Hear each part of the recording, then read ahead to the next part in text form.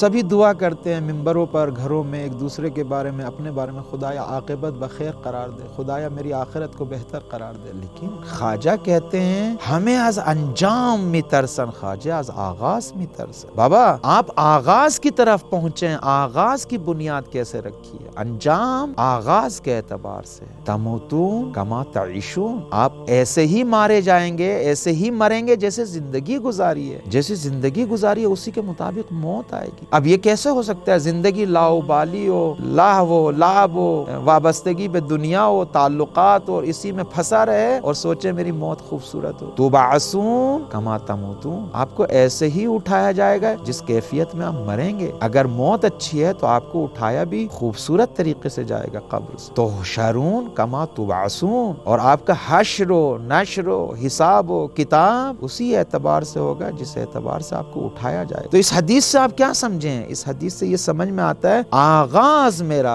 کس طریقے سے ہونا چاہیے۔ ظاہر سی بات ہے بازار میں انسان بیٹھا ہوا ہے، اگر وہ شام کو حساب کتاب کرنا چاہتا ہے، حساب کتاب اسی وقت اچھا ہوگا جب دن میں اس نے صحیح سے خرید و فروخت کی ہے بازار میں۔ تو جو خواجہ کہتے ہیں کہ سب انجام سے ڈرتے ہیں، خواجہ آغاز سے ڈرتا ہے، یعنی میرا پہلا قدم کیسے اٹھنا چاہیے۔ آپ کسی بلڈنگ کو بناتے ہیں، جو پہلی بنیاد رکھتے ہیں، اینٹ رکھتے ہیں پہلی، اگر وہ ٹیڑھی رکھی ہے تو آپ کہیں تک بھی چلے جائیں پوری بلڈنگ ٹیڑھی اوپر تک جائے۔ یہ کیسے ہو سکتا ہے کہ بنیاد اور اس کی جو پہلی اینٹ ہے وہ ٹیڑھی رکھے اور آپ امید رکھیں کہ بہترین بلڈنگ، مضبوط بلڈنگ بنے؟ نہیں ہو سکتا۔ لہذا وہ نقطہ آغاز سفر، راہ وصال کا، راہ سلوک کا، خداوند متعال تک پہنچنے کا جو نقطہ آغاز ہے پہلا، اس پر توجہ ضروری ہے۔ اگر تھوڑا سا غفلت آ جائے، ذکر خدا سے دور ہٹ جائے، انسان غافل ہو جائے، ایسے نہیں رہتا ہے۔ قرآن کہتا ہے نقید لہ شیطانا فہو قرین، اس پر پھر پہرا شیطان کا لگ جاتا ہے۔ تو وہ چیز جو اس دشمن سے بچاتی ہے انسان کو، وہ اللہ کی یاد ہے، اللہ کا ذکر ہے، خدا سے رابطہ ہے، اس سے تعلق ہے۔ دیکھا نہیں آپ نے جس کا کوئی گارڈ ہوتا ہے کیسے حفاظت کرتا ہے؟ اگر کوئی انسان خدا سے غفلت کر لے، خدا سے غافل ہو جائے، ذکر خدا سے، یاد خدا سے، اس طریقے سے اس کے چاروں طرف گارڈ جو ہے وہ شیطان ہوتا ہے۔